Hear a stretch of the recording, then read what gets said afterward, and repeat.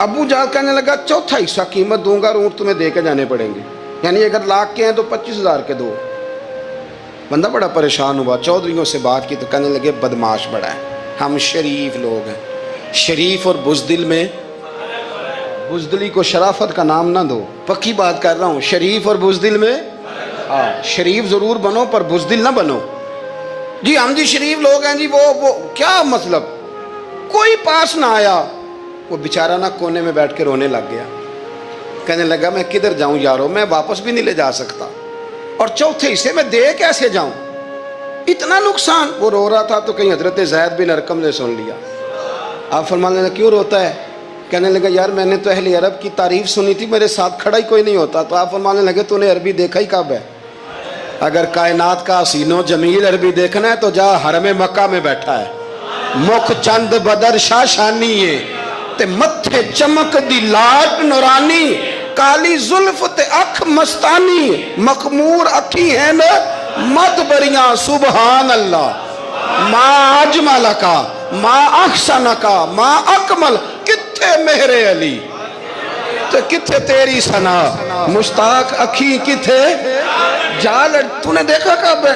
अगर अरबी देखना है ना तो वो बैठा है, जा जाके हरम में टेक लगाए, मजलूमों के वाली, गरीबों के मावा, रसूल रहमत। एक सादी सी चादर ओढ़े हुजूर बैठे थे। वो जुबैदी कहते मैं आया, नबी करीम को बात सुनाई। हुजूर फरमाने लगे ऐनल जामलू का, ओ किधर है तेरे ऊँट? अर्ज की हुजूर वो वहाँ हैं। फरमाया चल ना। हुजूर कोई बोली नहीं लगा रहा, कोई खरीद नहीं रहा। अबू जहल घुंडा पड़ा, उसके डर से सहम गए। हुजूर फरमाने लगे चल ना, मैं बोली लगाता हूँ। और देखो निर्ख बाजारे मोहब्बत का अनोखा हो गया, खुद खरीदारों में शामिल आके मौला हो गया। नबी करीम ने हजरत साद बिन नबी वकास को बुलाया, हजरत उमर को, हजरत अबू बकर को, मदद के लिए नहीं। हुजूर फरमाने लगे मेरी जेब में पैसे थोड़े हैं, ज़ाहिरी तौर पे थोड़े हैं, वरना तो कायनात के खजानों की कुंजियाँ हुजूर के पास। थोड़े थोड़े पैसे दो, भी बोली देनी है। सबसे पैसे लिए मैं चलो बोली लगाने चले। हुजूर आए, अल्लाहु अकबर, ये मेरे रसूल का तरीका है, आओ जरा थोड़ी देर के लिए सोचें। अबू जाल बैठा है बड़ी मसनद पे, कुर्बान जाऊं मदीने वाले हबीब। वो जुबैदी कहता उसके कपड़े महंगे थे, हुजूर के सादे थे। उसने बड़ी पगड़ी बांधी थी, हुजूर की सादी थी। कहते हैं वो आंखें उठा के बात करता, मदीने वाले नबी आंखें झुका के बात करते। वो बोलता जाता, हुजूर थोड़े थोड़े सादे सादे ठहर ठहर के जुमले बोलते। कहते हैं नबी करीम अलैहिस्सलाम उसके साथ आके हुजूर बैठ गए और फरमाते हैं मेरे रसूल करीम ने अपना जुब्बा सीधा किया, पगड़ी को हुजूर ने सीधा किया और फरमाया चल लगा भाई बोली। एक उसने लफ्ज बोले, फिर हजरत अबू बकर ने बोली दी, फिर हजरत उमर ने दी, फिर साद बिन नबी वकास ने दी, फिर ज़ैद बिन अरकम ने दी, फिर रसूल करीम ने दी। वो कहता है जितने में मैं बेचना चाहता था नबी पाक ने डबल में मेरे ऊँट खरीदे, डबल में ऊँट खरीदे मेरे रसूल। सलाम उस पर के जिसने दुश्मनों को भी कबाएं दी, सलाम उस पर के जिसने गालियाँ सुनकर दुआएं दी। और मेरे आला हजरत कहने लगे जाओ जाके ऐलान कर दो, गमज़दों को रज़ा मुजदा दीजिए कि है बेकसों का सहारा हमारा, बेकसों का सहारा। जाओ गमज़दों को रज़ा मुजदा दीजिए कि है बेकसों का सहारा। रसूल करीम सल्लल्लाहु अलैहि वसल्लम ने ना खरीदा माल, और हुजूर सैयद आलम वहाँ से निकले। और निकलते वक्त हुजूर फरमाने लगे अबू जाल तेरी आज शिकायत आई है, आज के बाद ना आए। मक्का सारा उसके साथ है, हुजूर की मुखालफत हो रही है। 40 लोग हैं सिर्फ कलमा पढ़ते, और दीन का काम दारे अरकम में कैद होके करना पड़ता है। लेकिन जब जालिम के खिलाफ निकले हैं तो फिर दारे अरकम में बंद होके नहीं, फिर मैदान में निकले। और फरमाया आज के बाद तेरी शिकायत ना आए। कहने लगा जी बिल्कुल नहीं आएगी, मैं आपको मौका नहीं दूंगा। हुजूर चले गए तो पीछे सारे काफिर उसके गिर्द इकट्ठे हो गए। कहने लगे हम पे तो बड़ा रोब डालता है, अब तुझे क्या हुआ, पानी पानी हो गया, तू क्या कौन सा सांप सूंघ गया, बोला ही नहीं। कहने लगा मुझे लातो मनात की कसम, जब मुस्तफ़ा करीम मेरे पास आए तो उनके साथ ऐसी ऐसी ताकतें थी, नेज़े थे, बर्छियां थी, भाले थे, मुझे लगता था मैंने सी की तो मेरे टुकड़े टुकड़े कर दे। कहने लगे जा पागल हो गया, उनके पास तो छड़ी भी कोई नहीं थी, वो तो खाली हाथ हैं, बकवास करता है, कुछ भी नहीं था। कहने लगा मानो ना मानो, ان کے پاس بڑا کچھ تھا، اور اگلی بات جو اس نے کی وہ تاریخ میں محفوظ ہے، وہ تاریخ میں محفوظ ہے، وہ تاریخ میں محفوظ ہے، وہ تاریخ کا حصہ ہے۔ ابو جہل کہنے لگا اٹھتے ہی کہ مجھے لگتا ہے جب تک محمد ابن عبداللہ موجود ہیں یہ ہمیں ظلم نہیں کرنے دیں گے، یہ ہمیں کوئی زیادتی کرنے، تاریخ میں محفوظ ہے جملہ ابو جہل کا۔ کہنے لگا جب تک یہ موجود ہے ہمیں کوئی زیادتی کرنے۔ حضرت فرمایا کرتے تھے زندہ نبی کے ماننے والوں زندہ بن کے زندگی گزارو۔ زندگی زندہ دلی کا نام ہے، مردہ دل کیا خاک جیا کرتے؟ جو قومیں سر اٹھا کے جیتی ہیں وہ زندہ ہوتی ہیں۔ اس لیے اپنی زندگی میں حق کے خود اختیاری پیدا کریں، جینا سیکھیں، لڑنا سیکھیں، میدان میں رہنا سیکھیں۔ سہم سہم کے وقت نہیں گزرے گا، ظلم سہنے سے بھی ظالم کی مدد ہوتی ہے، لہٰذا حق لینا سیکھیں، حق پر کھڑے ہونا سیکھیں، اپنے مزاج میں یہ باتیں پیدا کریں۔ مجھے خاتون نے پوچھا، میرا بھائی کہتا ہے حصہ لے لے پھر میرے مرے کا منہ نہ دیکھنا۔ میں کہا پتر تو حصہ لائے نہ منہ ویکھی ہوتا، کوئی ضرورت نہیں، منہ ایسے ظالم کا منہ ویسے بھی نہیں دیکھنا چاہیے جو بہنوں کا حصہ کھا جائے۔ میں نے کہا تو منہ دیکھنے کی کوئی ضرورت، یہ کوئی بلیک میلنگ ہے؟ ابا کہتا ہے حصہ لے لو منہ نہ دیکھنا۔ میں کہا بالکل نہ ویکھی، تو بلکہ آنکھ میں ویکھنا بھی نہیں چاہتی، تو ادھر رکھ، اللہ رسول نے مقرر کیا میرا حصہ۔ کیا فلسفہ ہے ہمارا؟ جو بات غلط ہے اس پہ لوگوں کو بلیک میل کرتے ہو، جائز بات پہ ڈٹنا سیکھو۔ آپ جب ڈٹ جاتے ہیں نا تو پھر اللہ مدد کرتا ہے، پھر اللہ تتنزل علیہم الملائکہ، پھر اللہ فرشتے بھی نازل کرتا ہے۔ حضور نے فرمایا جو جان کی حفاظت کرتے مر گیا وہ بھی شہید، جو مال کی حفاظت کرتے مر گیا وہ بھی شہید، جو دین کی حفاظت کرتے مر گیا وہ بھی، جو خاندان کی، اپنے گھر کی، اپنے بچوں کی حفاظت کرتے مر گیا وہ بھی۔ اتنا بڑا درجہ حضور نے بیان کر دیا ہے، تو کبھی بھی زندگی میں ظالم کے سامنے سرنگو نہ ہونا، کچے پلپلے ہونے کا کبھی بھی اظہار نہ۔ حضرت تمیم داری رضی اللہ تعالیٰ عنہ فرماتے ہیں کہ ہم کھڑے تھے، ایک اونٹ دوڑتا ہوا آیا، نبی کریم صلی اللہ علیہ وسلم کے پہلے اس نے قدموں پہ سجدے کیے۔ صحابہ کہنے لگے حضور ہمیں بھی اجازت دیں۔ فرمایا وہ تو بے زبان ہے، اسے تو پتہ کوئی نہیں، پیش نظر ہے وہ نو بہار، سجدے کو دل ہے بے قرار، روکیے سر کو روکیے یہی تو امتحان ہے۔ فرمایا اسے کیا پتا، تم تو مکلف ہو شریعت کے، تمہیں اجازت نہیں ہے۔ اور اعلیٰ حضرت نے 2 ٹوک لکھا ہے، فرمایا سوائے خدا کے کسی کو تعظیمی سجدہ بھی حرام ہے، یہ نوٹ کر لیں میری بات۔ اور اعلیٰ حضرت نے فتاوی رضویہ میں لکھا ہے کسی قبر پہ جاؤ تو 4 ہاتھ دور کھڑے رہو، اللہ کرے آپ کو سمجھ آئے۔ کتنے ہاتھ؟ 4 ہاتھ دور کھڑے رہو، سورۃ فاتحہ پڑھو، درود شریف پڑھو، جس قبر پہ گئے ہو ان کی روح کو اصال ثواب کرو، ان کے وسیلے سے دعا مانگو۔ اعلیٰ حضرت فرماتے ہیں قبر کو سجدہ بالاتفاق حرام ہے، طواف قبر کا کرنا بالاتفاق حرام ہے، بوسہ لینے میں اختلاف ہے کہ جائز ہے کہ ناجائز ہے، لیکن بوسے سے بھی چونکہ شک پڑتا ہے تو فرماتے ہیں احمد رضا کی رائے یہ ہے کہ بوسہ لینے سے بھی بچا جائے۔ وہ آ گیا تو اس سے اگلی باتیں کرتا ہے، بس خاموش رہ، باادب رہ اور پیچھے رہ۔ تو حضرت تمیم داری کہتے ہیں یہ حدیث اعلیٰ حضرت نے لکھی ہے لمن والعلا میں، فرماتے ہیں کہ اونٹ نے پہلے سجدہ کیا، قدم چومے، پھر اس نے حضور کے کان میں کوئی بات کہی، روزے دے دوالے نے غلامہ دیاں ٹولیاں، ایک پیا سن دے کروڑاں دیاں بولیاں، یعنی اونٹ نے بات کی تو حضور نے وہ بھی سن لی۔ اعلیٰ حضرت کہتے ہیں جو پناہ میں آتا ہے بچ جاتا ہے۔ کہتے ہیں رسول کریم نے نا اونٹ کی پشت پہ ہاتھ پھیرا اور اللہ کے محبوب فرمانے لگے فکر نہ کر، اب تو آ گیا ہے نا تو جیسے تو کہے گا ویسے ہی ہو جائے گا، جیسے تو کہے گا ویسے ہی۔ ابن ماجہ میں موجود ہے، پر میں چونکہ فاضل بریلوی رحمۃ اللہ علیہ کی کتاب سے پیش کر رہا ہوں الامن والعلا سے، تو میں اسی انداز میں پیش کر رہا ہوں جس انداز میں وہاں ہے۔ حضرت تمیم داری کہتے ہیں کہ ہماری سمجھ میں بات کوئی نہ آئی، تھوڑی دیر گزری تو کچھ لوگوں نے ہاتھوں میں رسیاں پکڑی ہیں، خنجر پکڑے ہیں، دوڑے آئے، یا رسول اللہ یہ ہمارا اونٹ ہے۔ حضرت تمیم داری کہتے ہیں میں نے دیکھا کہ جب وہ آ گئے نا خنجر لے کے تو اونٹ حضور کے پیچھے چھپ گیا، آج لے ان کی پناہ، آج مدد مانگ ان سے، وہ حضور کے پیچھے چھپ گیا۔ تو کہتے ہیں کہ نبی کریم صلی اللہ تعالیٰ علیہ وسلم نے فرمایا کیا مسئلہ ہے بھائی؟ یا رسول اللہ ہمارا اونٹ ہے، ذبح کرنے لگے تھے دوڑا ہے۔ تو حضور فرمانے لگے وہ تو تمہاری شکایت کر رہا ہے۔ وہ کہتا ہے یا رسول اللہ میں نے برسوں ان کی نوکری کی، برسوں میں نے بڑی نوکری کی۔ صحیح کہتا ہے یا رسول اللہ؟ ٹھیک کہتا ہے حضور، اب بوڑھا ہو گیا ہوں، تھوڑا زیادہ بوجھ نہیں اٹھا سکتا تو مجھے ذبح کر کے کھانا چاہتے ہیں، میں مرنا نہیں چاہتا۔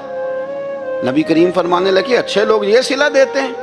انہوں نے عرض کی حضور آپ حکم کر دیں، ہم اس کو چھوڑ دیتے ہیں یا رسول اللہ، نہیں ذبح کریں گے، خدمت کریں گے۔ حضور فرمانے لگے نہیں، اب میرے پاس آیا ہے نا، اب میں نے واپس نہیں کرنا، آج ہو گیا ہے، آج لے ان کی پناہ، آج مدد مانگ ان سے، آج ہو گیا یا رسول اللہ پھر رکھ لیں۔ حضور نے فرمایا نہیں بھائی پیسے بتاؤ کتنے ہیں؟ یا رسول اللہ نہیں کچھ نہیں۔ نبی کریم علیہ السلام نے فرمایا نہیں، بتاؤ کتنے، بتاؤ کتنے۔ انہوں نے کہا حضور ایک دفعہ ریٹ لگایا تھا تو 100 دینار لگا تھا۔ حضور نے فرمایا بلال دے دو 100 دینار، 100 دینار دے دیا۔ اعلیٰ حضرت فرماتے ہیں دیکھو ان کی پناہ میں آنے کی برکتیں کتنی ہیں۔ ان سے کہا تم جاؤ، وہ چلے گئے۔ حضور نے پشت پہ ہاتھ پھیرا، فرمایا جا تو آزاد ہے۔ حضرت تمیم داری کہتے ہیں وہ پہلے گیا پھر پلٹ کے آیا، اس نے نبی پاک کے کان میں کو بات کی، کئی باتیں کی، پر میں ایک بات کرتا ہوں، کئی باتیں کی، ایک بات کی تو حضور رو پڑے۔ اونٹ چلا گیا، ہم نے عرض کی حضور یہ کیا کہہ گیا ہے؟ تو محبوب فرمانے لگے یہ کہہ گیا یا رسول اللہ جس طرح آپ نے مجھے چھری سے بچایا ہے، میں دعا کرتا ہوں اللہ آپ کی امت کو جہنم سے محفوظ فرمائے، اللہ جہنم سے بچائے آپ کی امت کو، اس طرح مجھے چھری سے آپ نے محفوظ کیا۔ اعلیٰ حضرت فرماتے ہیں کن چکروں میں پڑے ہوئے ہو، کن چکروں میں؟ پیسوں کی پناہ لیتے ہو، عہدوں کے پیچھے چھپتے ہو، دولت کے پیچھے چھپتے ہو، تعلقات کے پیچھے چھپتے ہو۔ فرمایا مصیبت آئے گی تو یہ سارے ہٹ جائیں گے، اگر پناہ لینی ہے تو مدینے والے محبوب کی پناہ لو، دروازہ رسول پہ آؤ، نبی کریم کی بارگاہ میں جھکو، حضور سے پیار کرو۔ اعلیٰ حضرت فرماتے ہیں محبوب کا ادب کرو، رسول اللہ کی غلامی کرو۔ فرماتے ہیں پھر کے گلی گلی تباہ، ٹھوکریں سب کی کھائے کیوں، دل کو جو عقل دے خدا تو تیری گلی سے جائے کیوں۔ اور فرمانے لگے جان ہے عشق مصطفیٰ، روز فزوں کرے خدا، جس کو ہو درد کا مزہ وہ ناز دوا اٹھائے کیوں، جس کو ہو درد کا مزہ وہ ناز دوا اٹھائے کیوں۔ انہوں نے محبوب کریم کی محبت کا پیغام دیا، صحابہ کی محبت کا، بولیے صحابہ کی محبت کا پوری کتاب لکھی حضرت صدیق اکبر جناب عمر کے فضائل پر۔ اور مزے کی بات یہ ہے کہ اعلیٰ حضرت نے نا اردو شاعروں میں سے کسی کو توفیق نہیں ہوئی حضور کو شہنشاہ کہنے کی، اعلیٰ حضرت نے کہا میرے نبی شہنشاہ ہیں۔ دلیل کیا دی؟ فرمانے لگے پڑھو ترمذی، حضور نے فرمایا میرے 2 وزیر زمینوں میں ہیں 2 آسمانوں میں، زمین کے 2 وزیروں کے نام ابو بکر اور عمر ہیں، آسمان کے 2 وزیر ہیں جبریل اور میکائیل۔ اعلیٰ حضرت کہنے لگے حضور وزیر تو کسی شہنشاہ کے ہی ہوتے ہیں، پھر کہہ لو نا شہنشاہ۔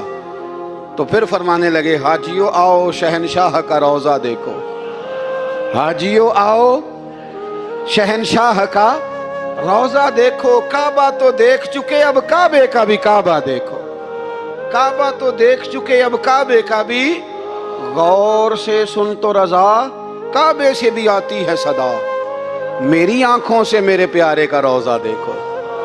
اعلیٰ حضرت نے ساری زندگی اور صحابہ کرام کی بات کی، اہل بیت کی بات کی، اولیاء کی بات کی، صوفیاء کی بات کی، دفاع کیا سب کا، سب کے شانوں میں لکھا، امت کو بتلایا کہ اپنے بزرگوں سے جڑے رہو گے تو بچے رہو گے۔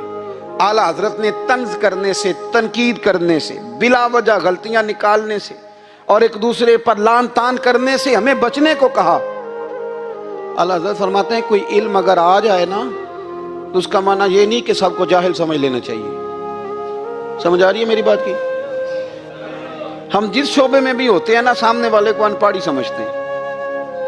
مولویوں کے بارے میں بعض لوگوں کا خیال ہے کہ یہ پتہ نہیں کون سی مخلوق ہے، ان کو کیا پتہ دنیا داری کا۔ میں صحیح کہہ رہا ہوں۔ اسی طرح جو میرے شعبے سے تعلق رکھنے والے لوگ ہیں وہ کہتے ہیں شاید سارے تاجر 2 نمبر طریقے سے ہی مال کماتے ہیں۔ یہ ہو نہیں سکتا، ایسا ہو نہیں سکتا۔ ہمیں نا دوسروں کی اہمیت کی خبر رکھنی چاہیے، ہم ایک دوسرے سے پیار، ہم طنز کرتے ہیں، تنقید کرتے ہیں۔ فاضل بریلوی منع کرتے تھے، آپ فرماتے ہیں یہ طریقہ درست، ہم جب غلطیاں نکالنے پہ جاتے ہیں تو معاذ اللہ اتنا اوپر بن جاتے ہیں کہ معاذ اللہ ثم معاذ اللہ اللہ رسول تک پہنچ جاتے ہیں۔ اعلیٰ حضرت کے زمانے میں ایک شخص نے کہہ دیا نبی پاک کا خیال آئے تو نماز ٹوٹ جاتی ہے۔ عقل ہے نا جی، جہاں مرضی لے جاؤ۔ وہ کہنے لگا جی میں نے خالص اللہ کے لیے پڑھنی ہے، ہے نا فلسفہ عجیب. نبی پاک کا خیال آئے تو نماز ہے. اعلیٰ حضرت فرمانے لگے تو بڑا ہی پاگل ہے. جب تو کہے گا السلام علیکہ ایھا النبی، خیال آئے گا کہ نہیں؟ فرمانے لگے تو بڑا ہی نادان ہے.